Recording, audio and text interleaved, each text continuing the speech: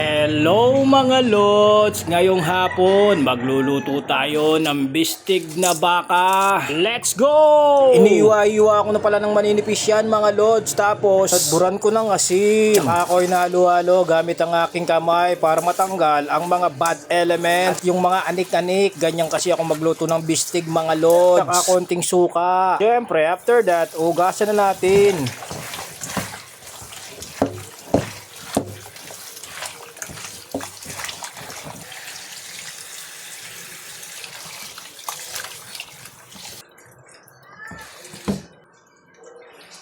Safe na yan mga lods.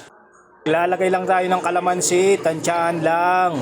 Ayun ang bahala kung gaano karami ang gusto nyong kalamansi mga lods. Pagkatapos pamintang pino, ginisa mix, konting suka para hindi agad mapanis. Toyo syempre, tansyahan din yan mga lods. Naglagay din pala ako ng oyster sauce dyan, pampasarap din yan mga lods.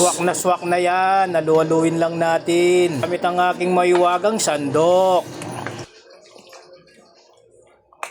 Pag nahalo na natin at nagbalanse na yung mga sangkap, pwede na natin takpan for about 30 minutes para lalong kumapit yung mga nilagay nating sangkap. Habang nakamarinate yung baka natin, manghiwa muna tayo ng sibuyas. Mas marami, mas masarap!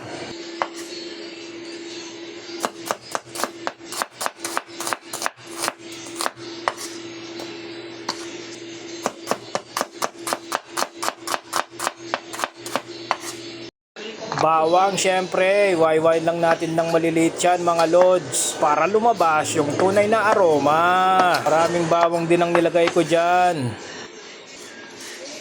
Manggisa na tayo. Isang kutsarang margarine. Pag nalusaw na, ilagay na natin yung bawang. Hintayin lang natin mag golden brown mga lods. Pagkatapos yung sibuyas. Alu-aluin lang natin para hindi masunog mga lods. Pag nag-translucent na yung bawang at sibuyas, pwede na natin ilagay yung minarinate natin na baka mga lods. Kapit na kapit sigurado yung mga sangkap na nilagay natin dyan. Minarinate ba naman natin ng mga 30 minutes yan mga lods. Napakabisa na yan. Sabi ko naman sa inyo, di ko kayo pagluluto ng pitso-pitso lang. Gusto ko laging sagad. Kung tulog ka na, nakangisi ka pa sa sobrang busog. Lagay lang natin yung natira nating pang marinate. Tapos lagyan ng konting tubig at toyo mga lods. Sabay takpan for about 30 minutes. After 30 minutes, ilagay na natin yung pang toppings natin na sibuyas mga lods. Hiwa ko ng pabilog lang yan. Luto na ang ating bistig na baka ala Pachoy o siya babay na quality.